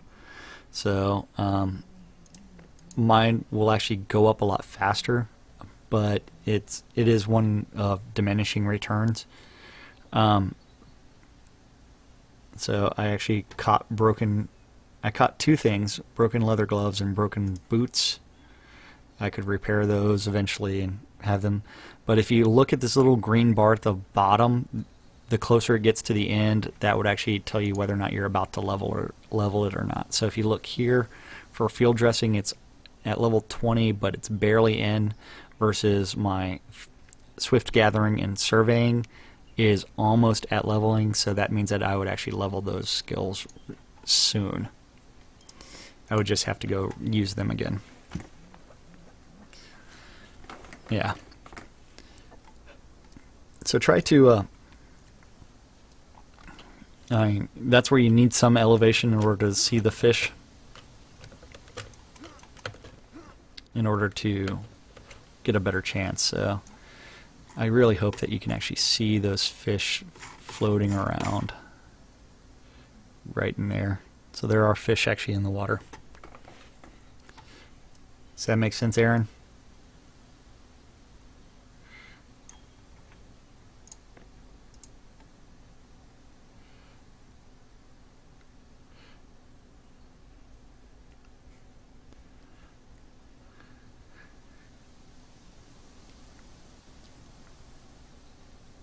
Good. Glad y'all can see fish. Now, subterfuge, which is their thieving stuff, like I said earlier, you're going to be based off of kind of like the PvP, to where if I was recently killed by someone, I would actually see the items that I lost, who killed me, and be able to ransom it back or not, or let them keep it. They will. It's going to be the same rules for PvP, but instead of seeing the name of the person that stole it, it will just be a thief or something like that. That way, you can actually ransom the stuff that was stolen from you back. Right now, the only time people actually run around with reagents, for the most part, is if they are actually in PvP. So you don't see a lot of people using reagents right now, just because it is really not economically viable, because there's not enough gold in game off of monsters, things like that. Although there are quests to like sell animal skins, things like that. Crafting table, like the ones that are in game, I'll go over to the crafting zones so that we can see it. I normally use the wiki in order to find the recipe for something. If you don't know the recipe right now, you can actually look it up and then start crafting. But if you know the recipe, it automatically gets added to your recipe book. So there are public craft tables in game, and there's going to be a couple of different levels of tools, tables, and skill, and they're each going to impact your ability to critically succeed on crafting something. And a critical success right now will actually give you like +3 strength on everything. They're going to vary that up eventually, and so if you actually look at my equipment, it's all a critted. It's a critted set, even though I don't have great skill in anything. Even my bow, if I can bring up my inventory, is also a critical success. So when they actually, and so right now it's way too easy to get a critical success. And so what they're going to end up doing is, yeah, that would be awesome. Blow them up. Yes, good times. I need to deadly poison my fish steaks and put them in my bag. Actually, wait, what letter was that? Windows selector, which one was it? Dun, dun, dun, dun, dun, dun, dun.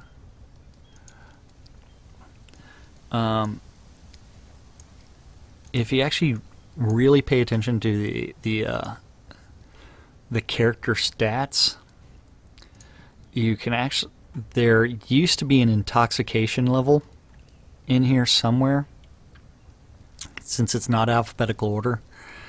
In that intoxication level, if you drink potions, you can actually get intoxicated and you'd retch, things like that. They're probably going to put it back in the game at some point in time, so you can actually see like what's going on, what's going up, what's passive versus what's active. But they used to have like adventurer level in here. I think my adventurer level is somewhere around like 30 or 40. Although in earlier releases I was all the way up to level 70. I just haven't been doing as much. And so as you go through like different tables, different crafting, and then from there I can actually play around it. The book tells you what kinds of things that you can do as examples. It's not everything.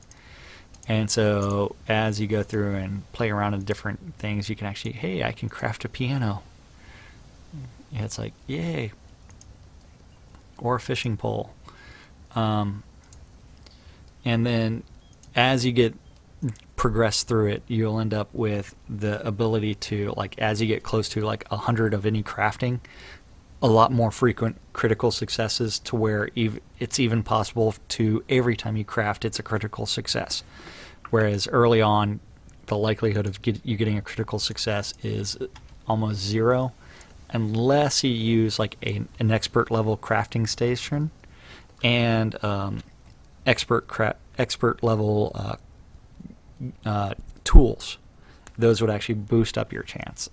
So that'll all be. It'll all be good. I don't really have anything to craft. You do have system titles, things like that you can do as well. Yeah, but no booby trapping anything right now. No deadly poison. So I can't have my PK character be a GM blacksmith, GM poisoner, and what else was he? GM. So he was GM blacksmith, GM fencer, GM fishing, GM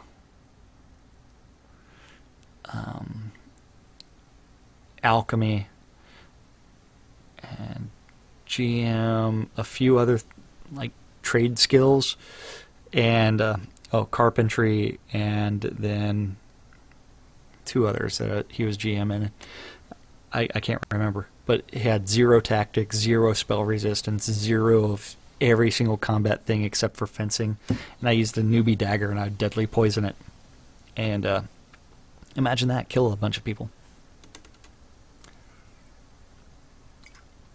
I think he was GM hiding as well.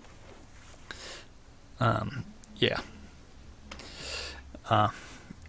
But yeah, I mean, it's like, it is a classless system. So as you choose to level up skills, you do not actually have to learn skills. So if you look here where I've got level 36 Death Touch, level 17 Death Mastery, but I never learned the skill for Corpse Explosion, Summon Skeleton, or Death Shield, or Summon Lich. And I don't care about Undead Mastery because I'm not doing the summons, and so those skills are not useful for me. But the other skills in that tree I wanted to use. Yeah, hiding right now in game sucks. It's like it everything should break it like it should be. There has been some bugs to where, like, camouflage and stealth or silent movement, two different things. So camouflage, stand there. Silent movement, I can move away immediately. They are working on changing that to balance it. It doesn't work against mobs right now, so there's really no point in doing it unless you're only doing it for PvP. And it also has a timer. Unfortunately, I can't move my health bar or any of this, so it's kind of stuck in this location. So it only does last for a certain amount of time, and then from there I'd have to redo it. So, but any spell, because there have been people that one person would be using silent movement, and the others he would function as a healer. So the blue healer. And end up with ruining the game. And right now, it's my understanding that only only a few people have. I think the grand total was 3 have been banned from the game. One for just exploiting combat stuff to just ruin the experience for everybody else repeatedly. Not once, not twice, but over and over and over again. Then a couple for using bot programs explicitly. But yeah. In order for that to happen, Aaron, remember you have to be PvP flagged, and so does the other person. I look forward to that as well because I loved that about UO. It's like one of the things they're also working on is the bags within bags. Currently that's not working, but eventually it will work. Yeah. So we got lots of stuff that's coming down the pipeline. It's going to be freaking exciting, and I hope this does bring all of the fun of early Ultima Online back.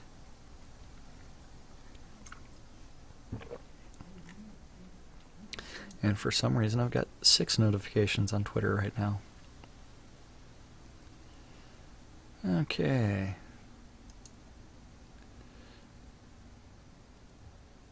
Why?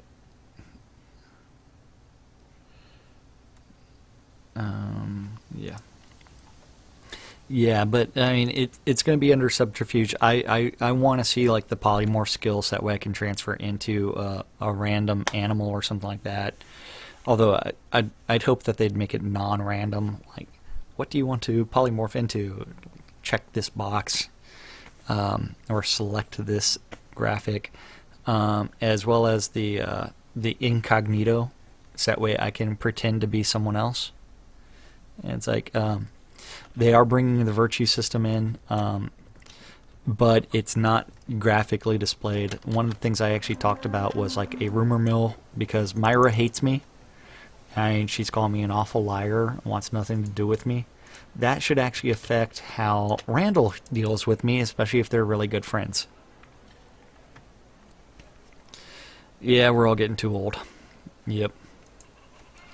So, I mean, and I think that's a logical progression. So, the way that I treat Myra should influence exactly how Randall deals with me. But there should be a way for me to apologize to Myra. I'm sorry. It's like, really? I said I'm sorry. How can I prove it? It's like, how can I reclaim my virtue? But that does become one where people will like do the min-maxing thing with virtues. So maybe it should have a permanent consequence. And oh yeah, the best thing in game. I know you saw this earlier, Tombs, when you hit the follow thing, but you can't sit on the toilet, and you can't clap while sitting on the toilet.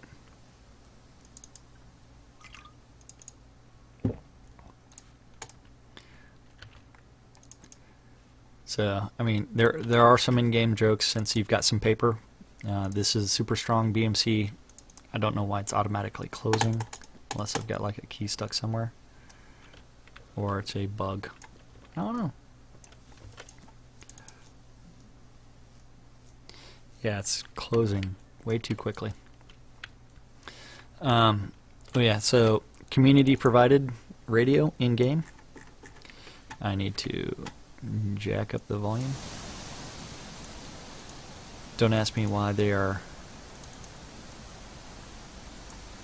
playing static, or if it's just broken, or it's my client might be bugged.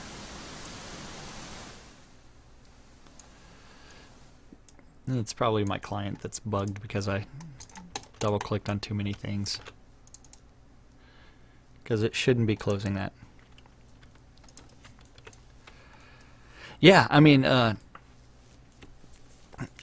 if you think about that, this, you are the avatar, you are supposed to be a virtuous person. And even though there are people that, and the weird thing about this one, like, The intro scene they're currently revising. The plan is to have you come in as a ghost, right? So non-corporeal form, and from there it's like you're met by this one player who tells you that you're being pulled into this New Britannia, and from there it's like you are the avatar who is destined to save the world. And so that's where it becomes, how are you going to do that? And so you're supposed to act virtuously, especially with the 3 virtue systems that are in place. And in Ardoris, I don't know if you saw those watchers that were everywhere. Those are the agents of the Oracle, and the Oracle watches everything. So it's supposed to keep track of everything that you do. And one of the very first alerts you get whenever you are in the intro scene is you loot a corpse, and it comes up with a little warning box saying, this is a non-virtuous act, and it may have repercussions later on. And so that applies to the human corpses, but not to the elf corpses. And so it's one where it's like, you know what, you're free to loot like bad guys, but you're not free to loot what might be good guys. And so should you be going around rolling corpses? And that virtue hit actually isn't based off of taking items. It's actually on looking, which is actually kind of cool, because if you think about it, by looking at the items, you're rolling that person's corpse. And what kind of person in the real world rolls someone's corpse? So virtues, I think like the virtue system should also affect like how the NPCs deal with you as far as transactions. And I think that there should actually be multiple types of NPCs. Ones that are supposed to be the virtuous, others that are kind of ambivalent, they don't really care. And then you should have the evil side, the people that support like the Obsidian Order, and they're trying to bring them back.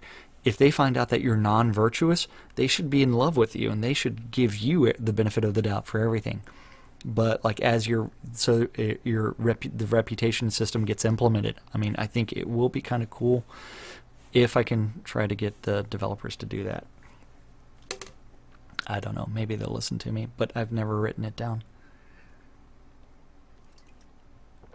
I only talk about it and bloviate. So we'll see what happens. Ah. Hello, Cooper Claus. Yeah, price gouging due to your virtues. That'd be friggin' awesome, wouldn't it? It's like, price gouging because you're a dick.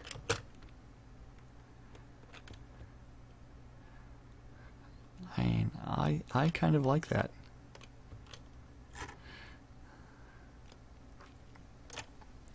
And they did make it so that, yeah, my client's bugged. I've probably got a stuck key somewhere. Yeah, but Shooter Jennings lives here. I need to... Oh.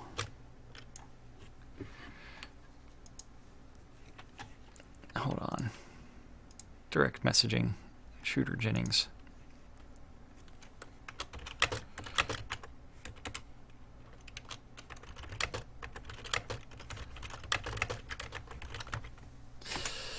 Okay, I just messaged Shooter Jennings saying that your house expires in 20 hours.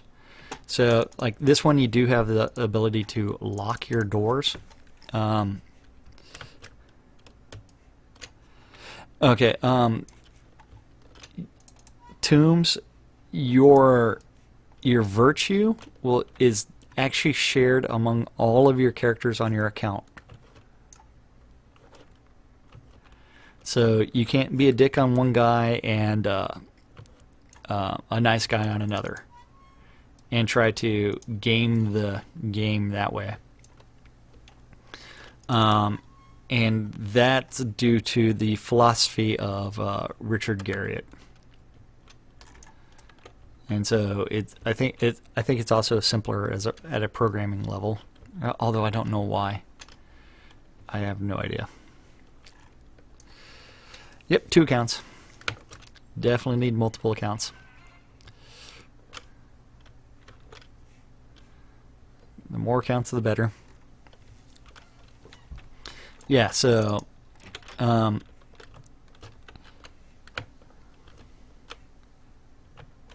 can go do our roof running. Yeah, if you ever wanted to know how to get on the roof over here. Although, I hate the double tap W for run, especially when it doesn't work. Ouch, that hurt. If you ever want to mess with people, get on top of the roofs.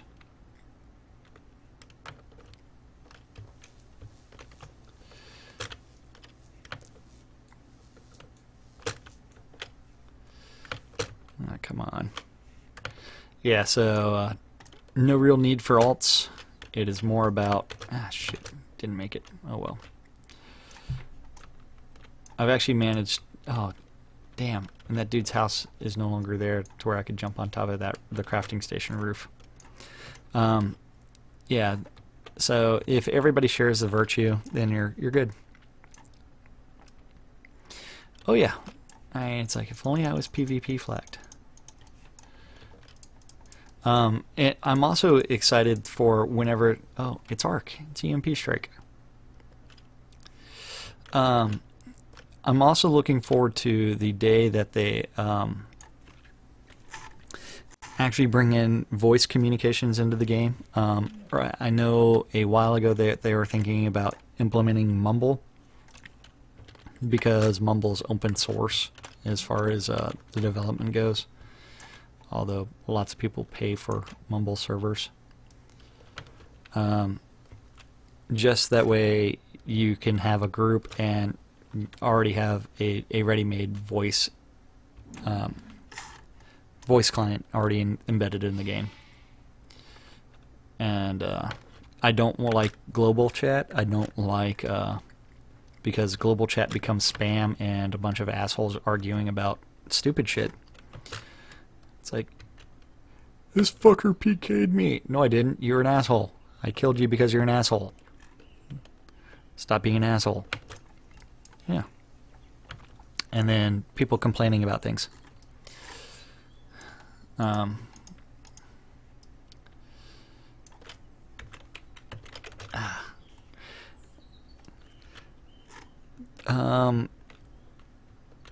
That I don't think so, because the punishment or bounty board system, you can have one outside, but the way that it was done in Ultima was ripe with abuse, and so people would actually turn around and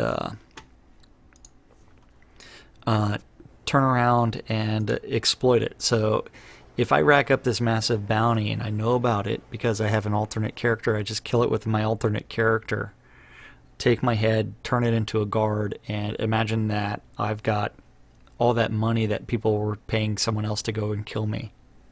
And so it doesn't become a punishment system, it just becomes another way that I can grief you. So that's one of the reasons they changed that. That's their current thinking.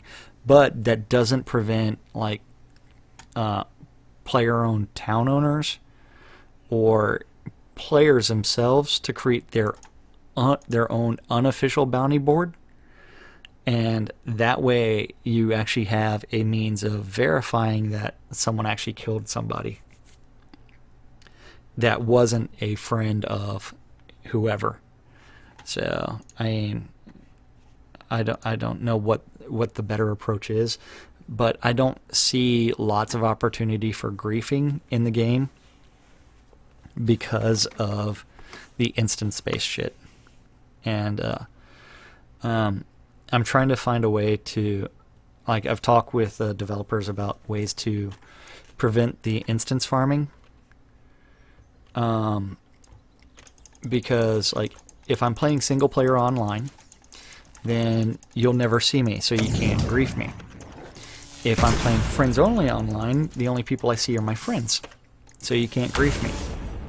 If I'm playing multiplayer online, and each instance is only set to a certain number of players, again, how are you going to grief me? I can always change my gameplay mode or not go to a different scene. So I really don't see how griefing is going to be a huge issue. But what I would like to see is a means of getting more people into multiplayer online, and so make the skill gain better in multiplayer online. Give people a reason to actually play multiplayer online versus single player online.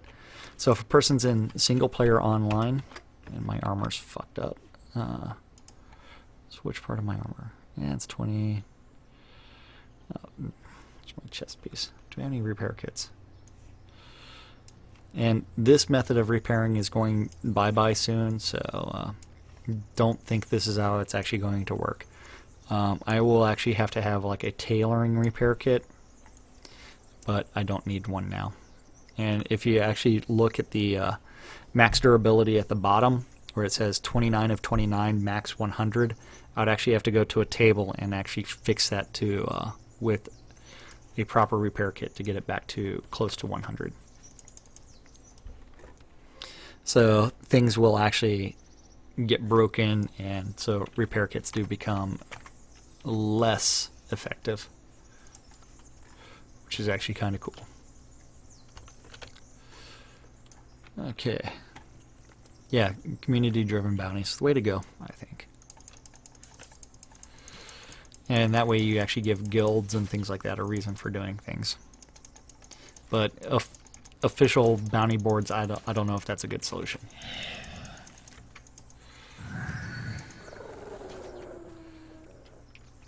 Okay.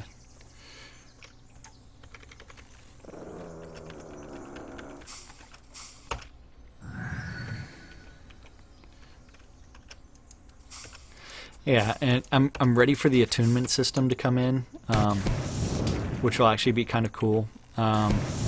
So one of the things that they do with this game is you are attuned to elements. No, you don't need single player before you join multiplayer. But if you wanted to, you can. There are multiple game modes to where it's like it's the exact same persistent world.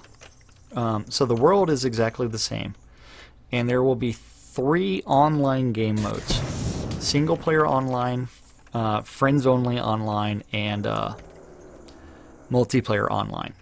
And so what they're trying to do is, we'll go back to Owl's Head, and I'll go back all the way to the login screen because I've got less than 100 arrows left anyways. Hold on, let me kill this kobold first.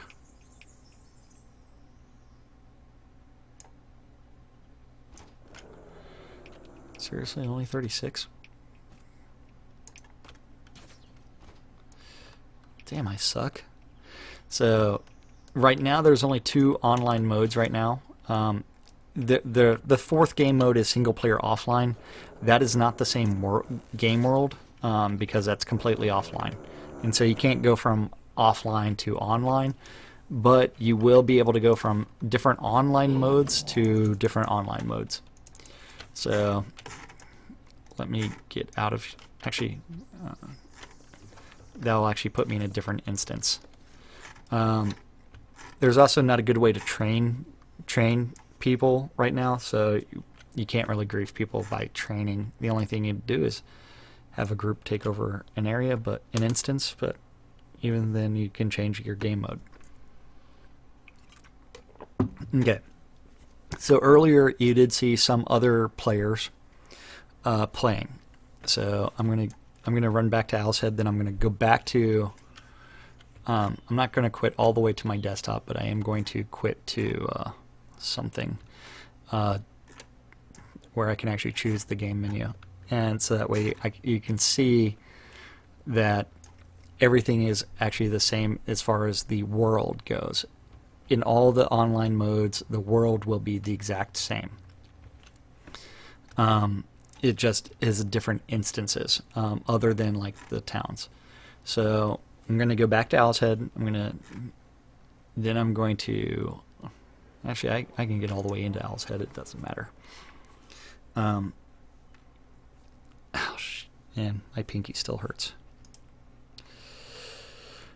That way you can actually see that everything, like the vendors that I interact with are the exact same, including the NPC or the player vendors. And so if I never want to see anybody, I never have to see anybody. Eventually, if I only want to play with my friends, I'll be able to play with my friends. Community. They are going to implement a new system as well, to where if someone is a master of something, and you are learning a skill, you actually gain that skill faster if you are in their party. So they're going to try to do it. I pretty much only play multiplayer online just because it's easier. So I'm going to exit to the menu. I'm going to leave my character there.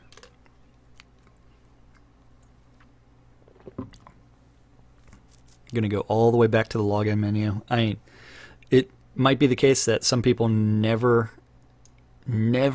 go to... so right now you only have 2 game modes.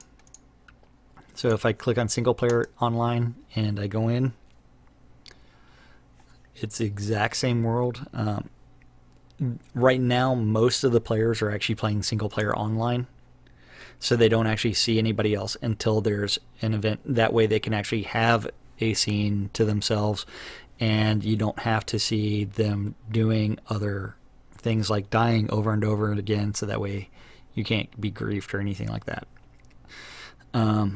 I think that they should change the amount of resources and monsters in single player online to get people to migrate to the multiplayer online. And there's also been some performance issues to why people would actually play single player online versus multiplayer online. I don't have those same issues. Something odd about that, I don't know about that quote, because using, like, a lot of the backers are only interested in single player, and that's the offline mode, not the single player online. So they're waiting for the story. So I'm in single player online mode. There's nothing that tells me that I'm in single player, but I can still communicate with my guild. Let's see. I can actually whisper people that are on my friends list. So even though I'm on single player online, I can actually do things with it. See, what I think that may be related to the existing early backers of the game, that he took a poll, and out of that poll, a lot of people said that they were only interested in single player mode. But that's also the older players. The younger players are going to be playing multiplayer. Since PvP is consensual for the most part, Tombs, it's not the same thing as Felucca. If the multiplayer online was PvP and open for PvP for everything, then we might have something with the Felucca situation, but I don't think that'll be the case, especially if they get their instancing and their the performance in towns a lot better. Because right now, if you look, you see that I'm running like 20 something frames per second, which is really unacceptable. I mean, but they haven't done a lot of LOD or optimizations for anything yet, and so that will actually end up coming down the pipe. So as things actually end up being changed, it will actually be a lot better. Oh, this is the welcome sign. Earlier I was looking from the back of it. So it's one where you end up with, so it's like guild if you actually see certainly with blah blah. So I actually do have that ability to do that communication from single player online. I think it doesn't bother me really having to see 1,000 people all over the world map.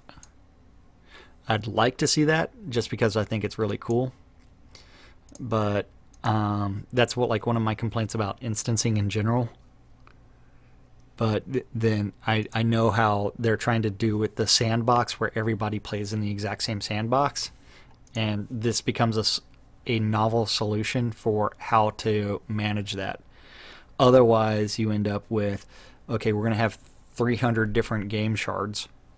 And depending on how popular the game is, let's go with 30 game shards where people are choosing what shard to play with. And as you get everybody in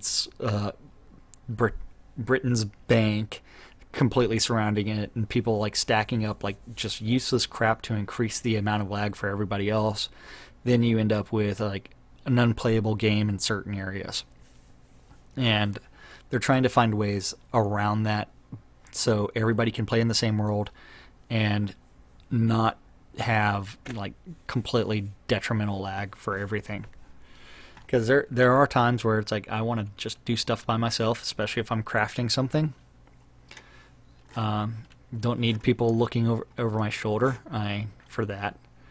And it's like the best way to actually kill my stream is for me to actually walk over to a crafting table and start crafting.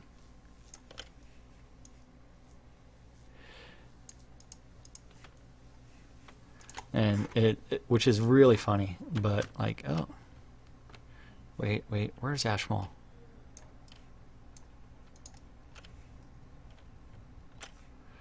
He's near me. Let's.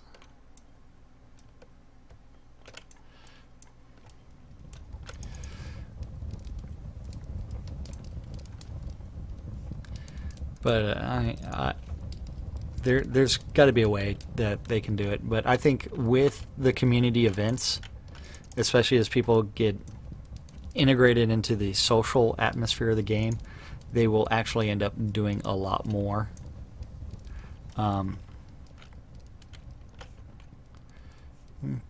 Okay, he's smelting.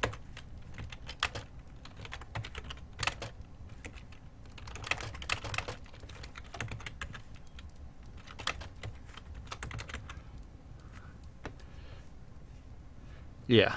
I'm a fan of that as well, but I mean that's a way to generate a ton of lag and a ton of like shitty player behavior. Okay. Let me go make sure that I'm in multiplayer online, because I can't see Ashmole. Or he's in his own house and I'm seeing him.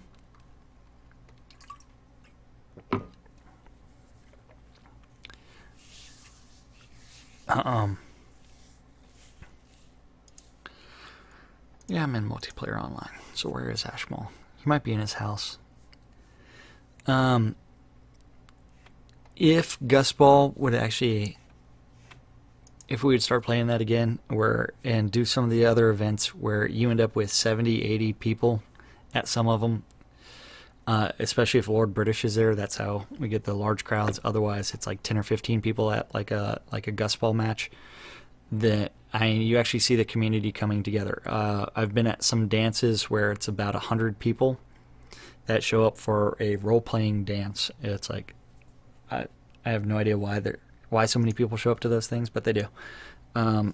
which means that there needs to be social community events that bring, yeah, dance. It's like, I agree with you, but I mean that's also one where it's like how they're populating everything on screen and playing around with the network code.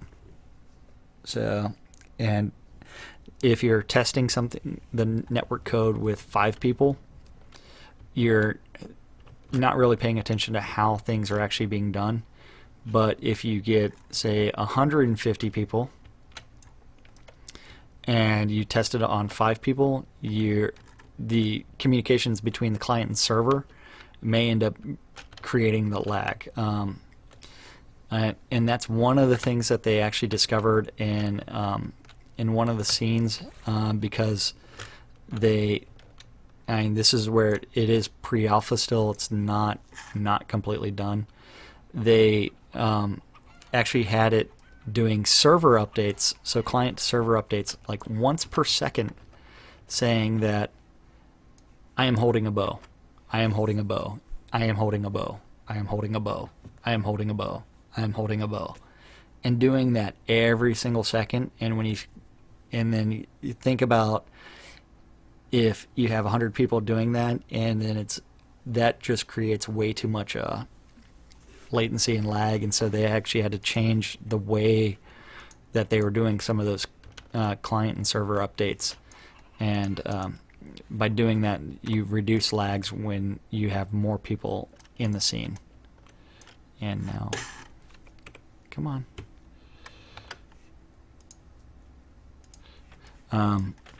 So it's like, yeah, I mean, they'll get it done eventually. It's just right now in the pre-alpha status, they are still testing everything.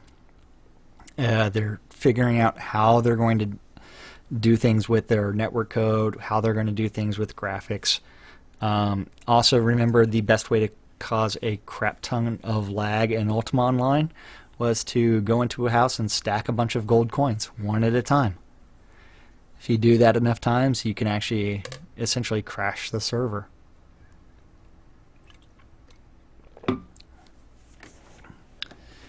But I mean, that's one where it's like, okay, after a while, you figure out what to do and how to get around it. At least these guys are learning some things.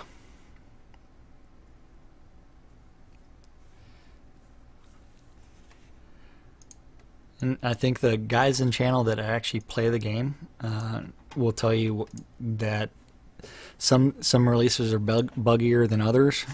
Some of the exploits that have been in the game that allow you to accumulate massive amounts of wealth in short order, they do find ways to go back and patch. So that's always a good thing.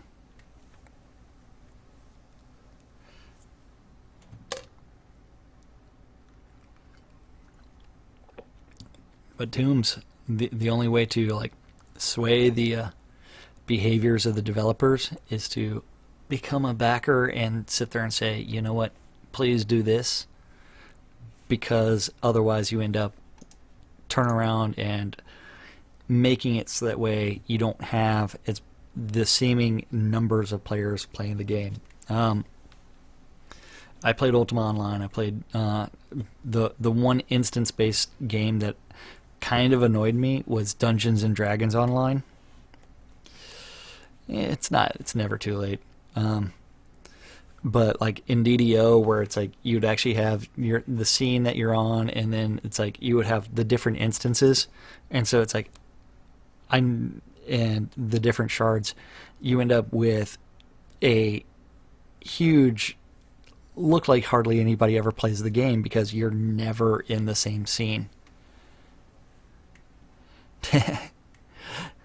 Yeah, that or become a developer and develop your own game, or win the lottery and buy a development company and make someone else develop the game.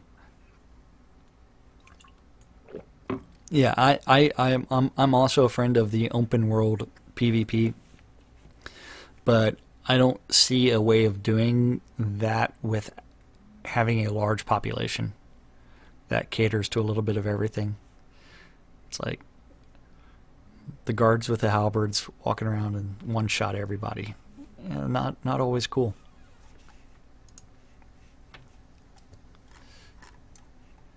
But this game, it really is more about like what the community does to help each other.